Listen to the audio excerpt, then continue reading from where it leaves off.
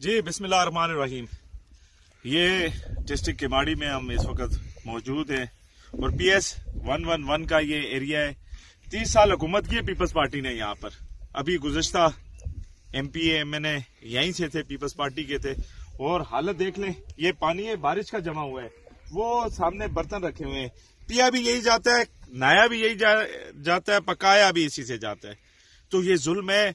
ये इंटीरियर की भी ऐसे हालात नहीं है, बलूचिस्तान के ऐसे हालात नहीं है। ये कराची का शहर जो पूरे पाकिस्तान का रेवेन्यू इकट्ठा करता है, और ये इलाके गोटों के इलाके, जो सूरत-ए-हाल है और जो लोगों के साथ जुल्म है, खुदारा ये 30 साल से मुसल्लत है। इन्होंने 30 साल में कुछ नहीं किया।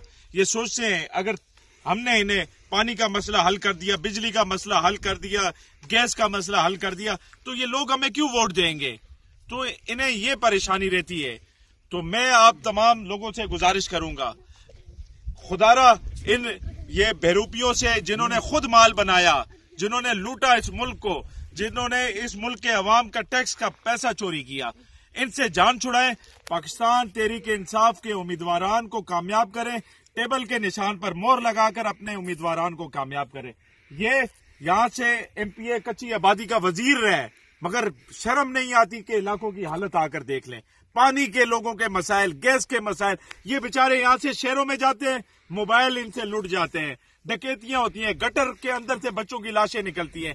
खुदारा मैं 111 के अवाम से गुजारिश करूंगा, अल्लाह का वास्ता इनसे निकले। ये 8 तारीख आ रही है, आपने वोट डालना है टेबल के निशान पर इमरान खान के उम्मीदवारों को। ये नहीं तो मजीद आपके बच्चों का भी यही हालात रहेंगे और बच्चों की आगे औलादों का भी यही हाल रहेगा। तो ये 30 साल में नहीं सुधरे, ये आगे 5 साल में कैसे सुधरेंगे।